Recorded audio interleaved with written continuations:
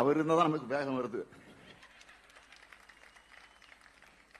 நான் பல நேரங்கள் சொல்லி இருக்கிறேன், 2026 திமுக ஆட்சி இருக்கிற வரைக்கும் அவர் தான் இருக்கணும். அப்பதான் அது நமக்கு வசதி. அவரே நமக்கு பெரிய பிரச்சாரத்தை நடத்திக்கிட்டு இருக்கிறார். அடுத்து இன்னொருத்தர் இருக்காரு, பிஜேபி தலைவர் அண்ணாமலை, அவரும் இருக்கணும்.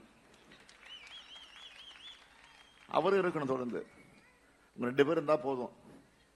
நாம பிரச்சாரம் செய்ய வேண்டியது, அவங்களே பிரச்சாரம் செய்து நம்ம ஆட்சியை மீண்டும் மீண்டும் கொண்டு வந்து தமிழ்நாட்டில் உட்கார வச்சிருவாங்க.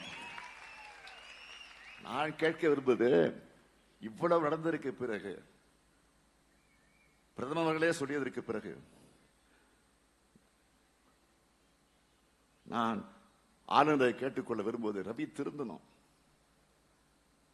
வேற எதையும் கேட்கல. நான் பிரதமரை பார்த்து கேட்க விரும்புவது, நீங்க குஜராத் முதலமைச்சராக இருந்தப்போ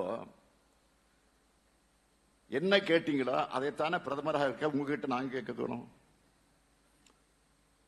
ஆளுநர் இல்ல யாரா இருந்தாலும் சரி, தமிழ்நாட்டு வளர்ச்சியை தடுக்க முடியாது. தமிழ்நாட்டில் இன்னைக்கு நம்ம செஞ்சிட்டு இருக்கக்கூடிய வளர்ச்சி யாரால் தடுக்க முடியும்? எந்த கும்பலாலும் அதை தடுக்க முடியாது. அது அவங்களுக்கும் தெரியும்.